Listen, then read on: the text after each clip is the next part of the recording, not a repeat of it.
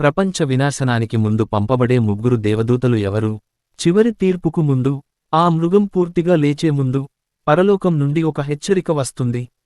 ప్రకటన గ్రంథం 14వ అధ్యాయం ముగ్గురు దేవదూతలను వెల్లడిపరుస్తుంది. వారు పడిపోయినవారు కాదు, కానీ నమ్మకమైనవారు. ఈ ప్రపంచం నిరాకరించలేని సందేశాలతో వారు పంపబడతారు. మొదటి దేవదూత నిత్య సువార్తను ప్రకటిస్తాడు. దేవునికి భయపడి ఆయనను మహిమపరచండి, ఎందుకంటే ఆయన తీర్పు గడియ వచ్చింది. ఈ ప్రకటన ఎక్కువ ఆలస్యం కాకముందే సృష్టికర్తను ఆరాధించమని ప్రపంచానికి ఇచ్చే పిలుపు. రెండవ దేవదూత బబులోను పతనమైందని ప్రకటిస్తాడు. మహానగరం బబులోను పడిపోయింది. అవినీతి, దురాశ, మోసమనే వ్యవస్థలు ఇక నిలబడవు. ఇది పరలోకం నుండి వచ్చిన ప్రకటన. మానవ రాజ్యం పతనమవుతోంది. మూడవ దేవదూత అత్యంత భయంకరమైన హెచ్చరికను ఇస్తాడు. ఎవరైనా ఆ మృగాన్ని పూజిస్తే, వారు దేవుని కోపం అనే పాత్రలో ఉన్న ద్రాక్షారసాన్ని తాగుతారు.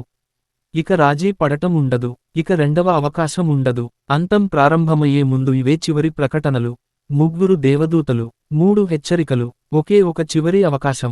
దేవుని తీర్పుకు ముందు ఆయన కనికరం హెచ్చరిస్తుందని మీరు విశ్వసిస్తే, ఆమెన్ అని టైప్ చేసి, ప్రభూ, నేను లోబడతానని ప్రకటించండి.